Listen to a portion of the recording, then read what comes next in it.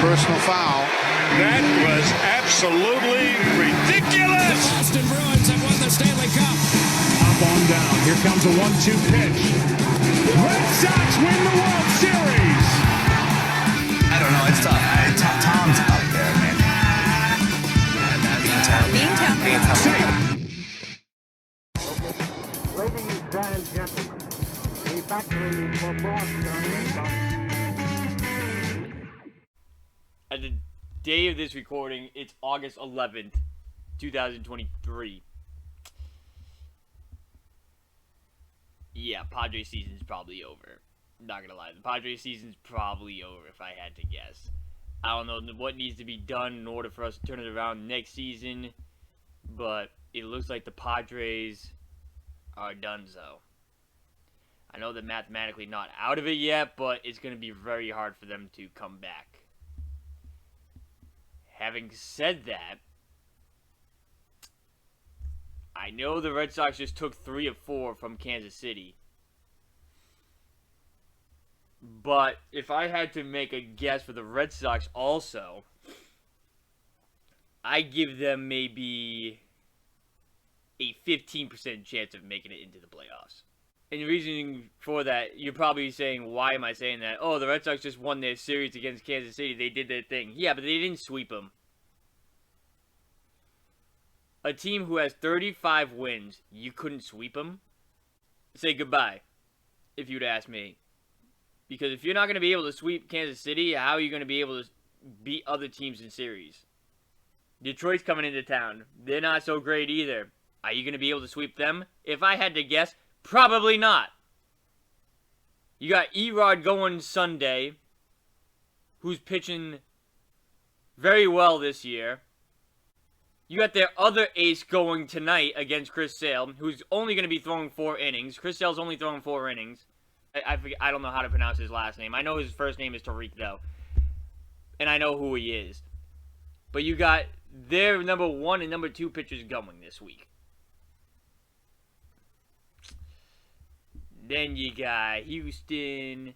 Then you got the Dodgers. Then you got teams who are well above you are facing.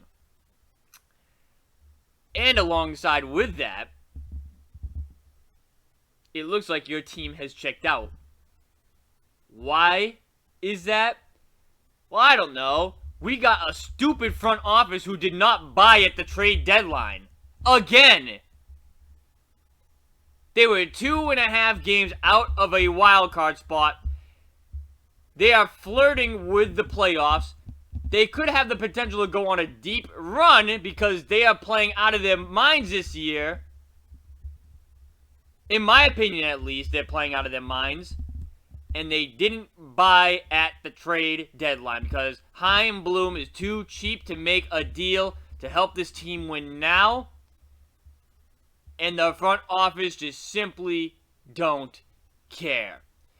God, the front office, you know the front office doesn't care when they're giving out Kike Hernandez bobbleheads for a giveaway and he's not even on the damn team no more. They couldn't even make a new giveaway. That shows you right there how cheap this front office is. It's absolutely ridiculous. We're reacting to NBC Sports Boston. Don't see how Bloom can look at players in the eye right now. I agree. And then there's a question down here saying, what grade would you give Chaim Bloom for the Red Sox trade deadline? F. F. How do you do nothing? Worse for you to do nothing. It's even bigger when you're willing to trade off Justin Turner, James Paxton, Alex Verdugo, and Adam Duvall. It's worse when you're willing to trade off big pieces for future prospects when you're in the race for a playoff spot. They were willing to punt on the season. Anything above a D, your answer's wrong. Wow, somebody already guessed a B, said a B. Jeez, wow, that person must be a Illuminati for sure. A robot. Anyways, let's react to this video here. I could go on and on and on and on about how pissed I am about these Red Sox. We're seeing the Dodgers, and that's it. That is it for the season for the Red Sox. if they somehow miraculously make the playoffs, I guess I have to go to playoff games for you guys, but I don't really want to. You guys let me know in the comments down below if you guys want me to do that. Leave a thumbs up in this video here. Subscribe now if you guys are new. You guys know what to do. Go check out our website. The link's in the description down below. Without further ado, let's hop straight into this video. Red Sox make me angry, I'll tell you that. Guys, listen. I put it in our morning note today. All I wanted was something. If you want to be sellers, fine. You want to be like the Mets and say, you know what? We're not going to do it this Even year. if you were sellers, we can add some pieces. We can get something that's going to make us contenders in the next couple of years. We're going to sell. We're going to sell. We may even back off our price a little bit on James Paxton, send him to the Dodgers. They were interested. Nope, nothing. Maybe you look at the clubhouse and Rafael Devers, who you just gave a huge contract to and who's begging you for some pitching so that all of the pressure isn't on the offense. Maybe you go out and get a Jack Flaherty. Nope. Everybody, he went to the Orioles. Maybe you get a reliever. Maybe you get something, anything. No, instead you're just like, yeah, you know what? We got Trevor Story and a couple of guys coming back. That'll be fine. Hee-haw. I hate this team, John Tomasi. Yeah, you know, Trenny, I was thinking as I was driving in, could we rename the show for one day? I don't know if this name is taken. Could we call it Seinfeld? Because it's a show about nothing. Because that's what we're doing tonight. This is a segment about nothing. And I can't say I'm shocked. I'm certainly not shocked. But I thought there would at least be the Hansel Robles, the something, Austin Davis. It doesn't excite you, but at least it's something. I don't really understand how Chaim Bloom or any member of that front office, whoever, probably Eddie Romero is the sacrificial lamb on this trip, can look a player or a coach in the eye right now after what everyone else in the division did. Because they don't care. They don't care. They're not the same owner group anymore. The only thing that they care about is their ticket sales, their merchandise sales, making Fenway Park look pretty because they're doing Fenway Corners all over again. That cost them $1.8 billion. Say bye-bye to Shohei Ohtani. They don't care about the actual product on the field. They don't care. And it's clear as day they don't care. Whoever said A for the trade deadline, I want whatever you're smoking, to be completely honest with you. I really want what you're smoking. If you think this was an A trade deadline, there's something really wrong with you guys. And the front office knows that fans are going to come regardless, whether they're doing bad, whether they're doing good, or whatever.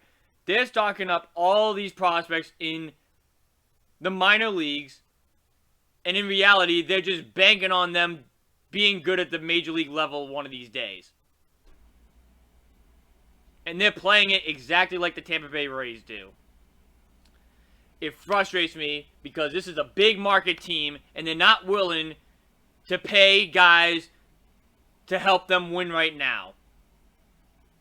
And even if Marcelo Mayer and all of them do play good when they come up here, they're going to leave eventually anyways because they never want to pay their guys. So there's no reason to get excited about them because they're going to let them go anyways. That's how they are. That's how they are nowadays. Anybody's replaceable. No matter how good or how bad they are, anybody's replaceable. And it pisses me off. John Henry needs to sell the team. Chaim Bloom needs to be fired. Sam Kennedy needs to be fired also for believing that this team right now can win a championship. He needs to be fired also because he knows damn well this team's not winning a championship this year. By the way, I'm so aggrieved by this that I forgot to tell you, you can vote in our poll on how you feel the Red Sox have done at this trade deadline. What grade would you give? How do you give them an A? Red Sox trade deadline. They're even laughing at that You can go to NBCSportsBoston.com/early edition. You can also scan that QR code that's right there on your screen. Scroll down and vote in the poll. Somebody, reveal yourselves. Not 8% of you have given them an A, but the overwhelming favorite coming out is 78%. How would you vote in that poll? I think we got some funny people having some fun with it, going with the 10% on the A right there. I think that's where that's coming from. People are having a little fun with it. A little funny smoke? Yeah, I don't know if I'm going full-fledged F. I think I'm probably in like the D category. You know, I'm almost feeling like C because this is what I expected. Watching that game last night, that was one of the most disheartening losses they've had in a long time, right? It's the last game before the trade deadline. You got a tight game. And then in the bottom of the 8th inning, everything just fell apart the way that you kind of are right afraid that after this the team trade can fall deadline. apart. You know, the bullpen's not good enough because they're overtaxed, and you know, it's like, who are these guys? You got the defense making bad plays, and you lose that game going to the deadline. I just had that feeling going to bed last night. I was like, they're not adding to this team. They're not going to do it. They're not going to add to this team. Colton Wong, apparently, there's the guy that they're interested in. So there's the name that Colton Wong just got designated. He's the one of the worst middle infielders in baseball right now. So That'll help the defense. There's a lot That'll going help on the there. Hitting defense. 165 with a negative 1.3 WAR, which is very hard to do when you're not a full-time player. So that's who the Red Sox are interested in because he was just DFA'd. That's perfect for them. I mean, last night's game is a perfect example of could you have given them something over the last 2 weeks so Joe Jakes doesn't have to come in the 8th inning of a game where Nick Pivetta pitched his butt off and gets you into the 8th inning, and you're going to a no-name reliever after an off day? It was the perfect lead-in to today's big bag of nothing. And listen, I don't want to harp too much on last night's game, but I saw some people today, as rumors are trickling out about what the Red Sox should target. Most people felt starting pitching, and they were saying, well, starting pitching hasn't been the issue the last couple of games. It's been the offense, untimely hitting. I think against San Francisco, they were 2 for 13 with runners in scoring position. Yeah, but as Rafael Devers pointed out, there's a lot of pressure, Giles, on that offense to create something when you know that your pitching staff really from top to bottom is a house of cards. Right. yeah, no, absolutely. Yeah. And they picked a really bad 4 or 5 games to kind of slump here because, again, if they're winning these games and they're right there and they're tied in the wild card, because it's not like they've lost that much ground on this 4-game losing streak, right? I mean, they're still 2.5 games back. Just a really poorly timed slump here for this Red Sox offense, to the point where I think that management can just look at it and say, well, we're 2.5 back. We're exactly Counterpoint. We're exactly where we were a year ago. Counterpoint to that is you could have won these 4 games and they would have done the exact same thing. They have been laying the groundwork for this. If we had just been paying attention between Sam Kennedy 2 weeks ago, talking up of the guys who were coming back, to Alex Cora just yesterday on Sirius Radio, or maybe even today, talking about how, we have to get creative with our pitching staff, sounding resigned. They have been pointing exactly to this outcome for weeks now, and the last 4 games, maybe that's convenient cover, but wouldn't have changed a thing. Well, you mentioned the guys that they are going to get back. Here is a Red Sox injury update. Here's some of the names. Well, they will get back, I guess, sooner than later. Yeah, starters, he's Garrett back. Whitlock, Tanner Hoke, what, through 2 for bullpen 12? sessions today. Chris Sale, he's going to begin his rehab assignment tonight, starting for AAA Worcester. Trevor Story, his rehab assignment with AAA Worcester continues. He is targeting a return this month. The Red Sox are also activating Reese McGuire. I believe it says either today or Wednesday, but I think they actually did, if I saw most recently, they did activate him for tonight's game. Sweet. In Reese Seattle. McGuire's Reese back. McGuire. I mean, who needs to make a trade when you can have him back? So this is what they're doing. Is there anybody, though, and I look mostly at a Trevor Story, a Garrett Whitlock, or a Tanner Hoke, because I just think Chris Sale is as fragile as a little porcelain doll.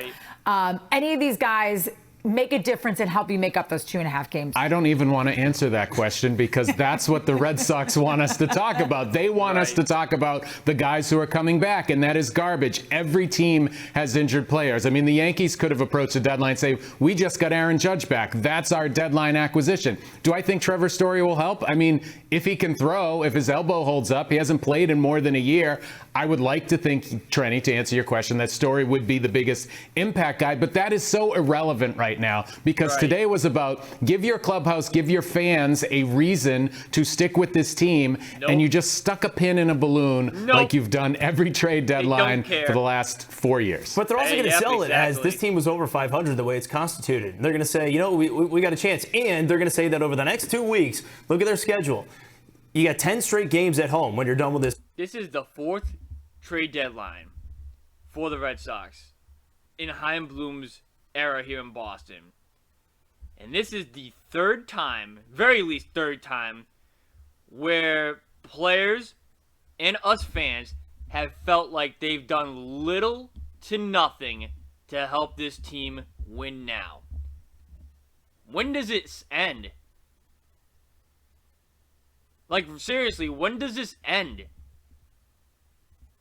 I would say this is the 3rd or 4th trade deadline that he has failed this team. You want to argue me in 2021 they got Schwarber at least? Sure, we can have that debate. That would have been a great move. I would have gave him at least a B for that trade deadline if they ended up keeping Kyle Schwarber. But you didn't, because you didn't want to pay him the next year. So what was the point of that trade, really? You were 2 games away from a World Series, and you pretty much punted on that. And you're like, all right, we're going to take a step back the next year. You get Trevor Story. He wasn't that great. He was injured all the time. Then in the 2022 trade deadline, you bought and sold. You did Christian Vasquez very dirty by not even telling him that he was traded. And that sends a bad message to the clubhouse. Then you add in Tommy Pham, which is like, it was a decent trade, but was it great? No. You needed pitching. You didn't get pitching. Just a failed trade deadline there. And it's been like that year after year after year. You just show the fans and the team you don't really care. And that comes back to bite you in the second half of the season. Alex Verdugo is checked out. He's showing up 2 hours before a game. You got players disconnected with the front office. You got Alex Cora disconnected with the front office. Bad vibes all around. When does this end? This will end when Bloom is fired, Sam Kennedy's fired, and John Henry sells a team. This road trip here. And then 3 of them are against Toronto, so you control a little bit your own destiny. And then you've got 10 games against awful teams. Yeah. Right? Just terrible teams. So I don't know if they're counting on the fact that, they're just going to win those games and continue to be in contention. They just want to be in contention, right? I guess my question is then, if you're not going to choose to add, why not choose to sell off some ancillary pieces, right? Like, why not do that? Like, why not even look at it and say, okay, do you need Alex Verdugo and Adam Duvall? Do you need both those outfielders? Like, why not sell off one of those guys and try to get something in return if you love prospects that much? Well, and I hope we're going to hear from Chaim Bloom later in the show. He is expected to talk at 6:15. There were some rumors that Adam Duvall was on the trade block. There were rumors that at times Alex Verdugo was, and even James Paxton. I'm very interested to hear what Chaim Bloom has to say on why no offers they got for those guys were more than enough. You know why they weren't going to do that? You know why they weren't going to sell those pieces off? Because it's a bad look for the front office. I mean, I can understand them not selling because at the end of the day, they were 2.5 games out of a wild card spot. They are flirting with a playoff spot. When you get to the playoffs, realistically anything can happen. Unless it was a fluke of you getting in there, anything can happen, right? So that's why they weren't willing to sell off, because they were right there at that line saying, hey, we are competing for a playoff spot. It just doesn't simply make sense for us to sell. I understand them not selling. I don't understand them not buying, and I don't understand them pretty much doing nothing. I don't understand that one bit, because you have exceeded expectations this year on the field. You have. Right now, I think they should be right at that 500 mark. They're not. They're a few games over 500. What are they, 5 or 6 games over 500, something like that? You're having a good season.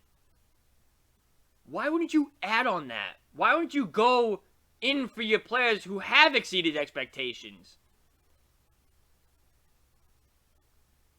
And if this was a fluke of a season for you, revisit your position as a team next season. If you sell, that look to the fans is saying you are punting on the season. You have given up. If you sell, that means you have given up on the season. If you do nothing, that means you didn't want to add to this team right now. You felt like this team was not worth investing. If you bought, then it backs up your claim saying we're willing to put all of our chips in the table for a championship. If you bought this year, that backs that statement up that you made in January at the winter weekend, Chaim Bloom. But you didn't do that. Sox fans wanted something. Starting pitching, bullpen help, maybe another lefty bat. They wanted something. And for you to do nothing, that is embarrassing. And then it's also embarrassing to hear that you were willing to sell off pieces that has helped you overachieve to this point. Justin Turner has been a great addition to your team. Adam Duvall has been a great addition to your team. James Paxton has looked great this season. And you were willing to trade off all three of those pieces? Unacceptable. Bloom should be fired. Sam Kennedy should be fired. John Henry needs to sell the team. That's the only way this is going to be fixed.